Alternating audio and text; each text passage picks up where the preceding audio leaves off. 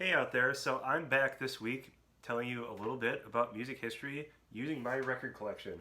Now, if you watched last week, you learned a little bit about Bach and the Brandenburg concertos.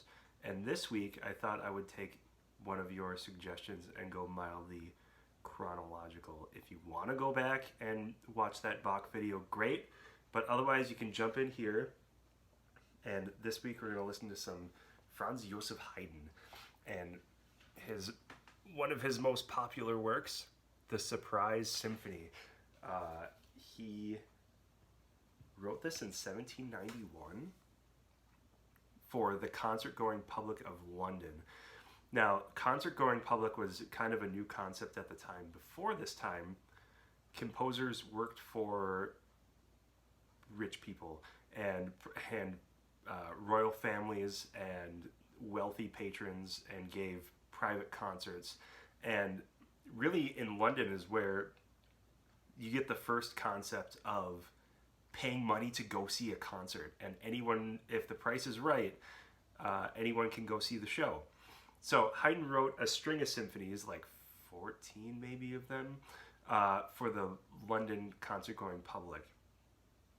Now I keep throwing around this word symphony. Symphonies are pretty popular genre. Now, classical music had a bunch of different genres. Back when classical music was just called music, there's a bunch of different types of classical music, and one that Haydn is most responsible for developing is the symphony. What we know today about symphony was really developed and standardized by Haydn. They had existed before, but they had a bunch of different formats, and no one was quite certain what to expect when the word symphony was thrown around.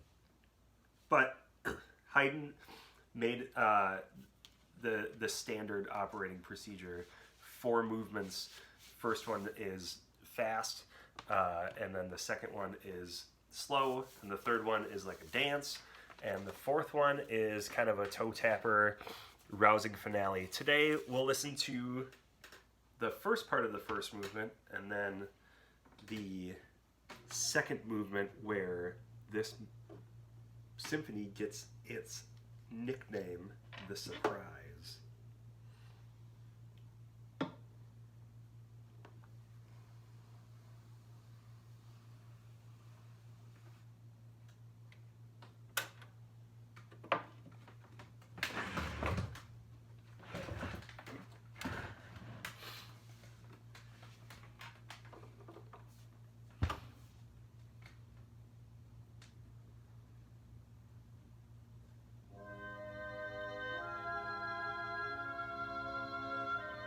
I failed to mention that this is the Prague Symphony Orchestra under the direction of Martin Turnovsky. Now, I just mentioned that the first movement is fast, but often Haydn symphonies have a slow introduction. This is a format that Haydn's student Beethoven would copy later in his symphonies.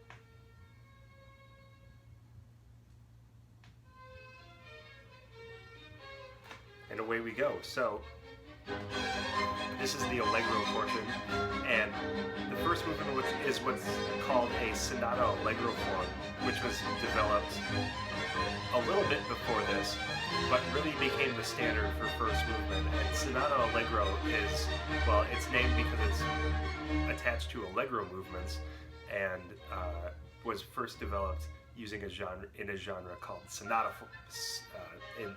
used in a genre called sonatas. Ugh.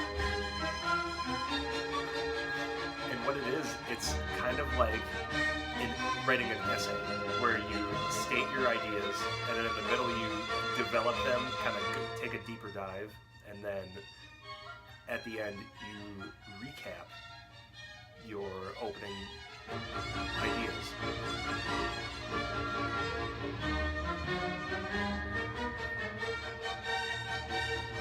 The first part where Haydn states his themes is called the exposition, where he's exposing the ideas.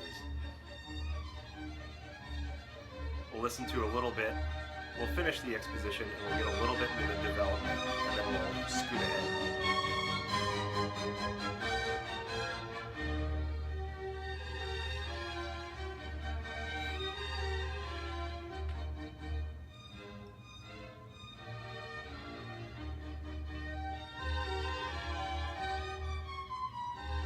Oftentimes sonata allegro forms have two themes. One is a little louder and a little more energetic, rhythmic, and the second one is a little more legato and softer.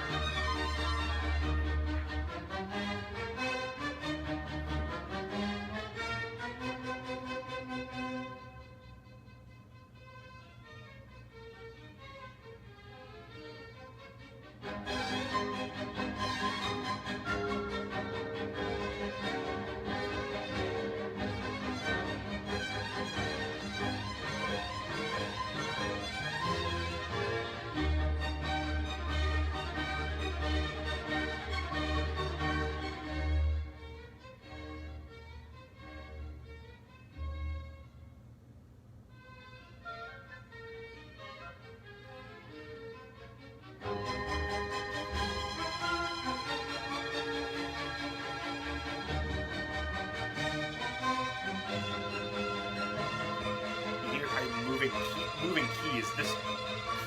This symphony is in the key of G major, and often the secondary theme will move to what's called dominant, which is 5 notes away from the original key. So it's moving to D major. Now,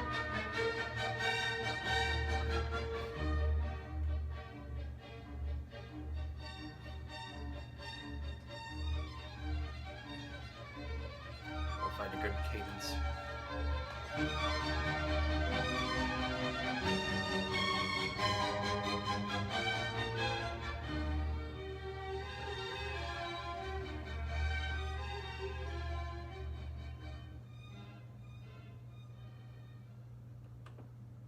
And moving ahead, there we go.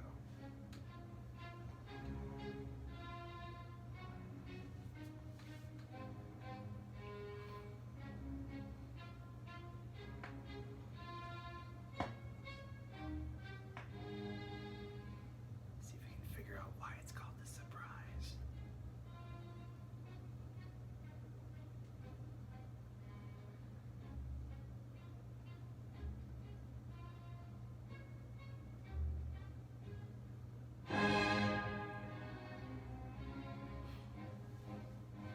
So there you have it, the surprise of the Surprise Symphony. That's one of the most famous 16 measures of music. Now, why Haydn wrote this, there's a lot of legends. There's a legend that there's an old lady that would fall asleep in the first row of his concert, so he's trying to wake her up, and other seemingly absurd stories like that. Did a little research this morning, and really why he did that was based on my limited research, was that he was just trying to explore boundaries, and mostly being a little petty, he wanted to outdo his star pupil Ignaz Pleyel, and really wow him and show him, kind of put him in his place a little bit, just showing his what he could do with this format of the symphony. So the rest of the second movement continues in a theme and variations form, where you heard that theme of 16 measures, and now he's just kind of playing with it a little bit. After this, we hear a minuet, which was a very popular dance at the time, so popular that some Haydn symphonies have two minuets just because people couldn't get enough of them.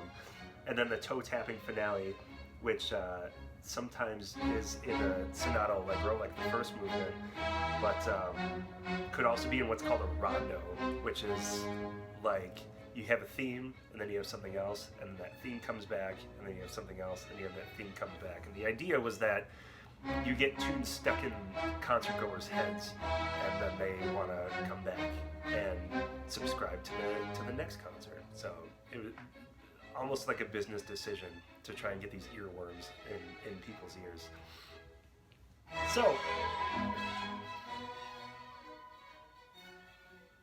there you have a little bit about Haydn, a little bit about the concert-going public of London, a little bit about the symphony, and I welcome your comments in Google Classroom. Send me an email, tell me what you want to hear, and next week we'll hear from Haydn's star pupil Beethoven and his famous, the most famous four notes in his Symphony No. 5.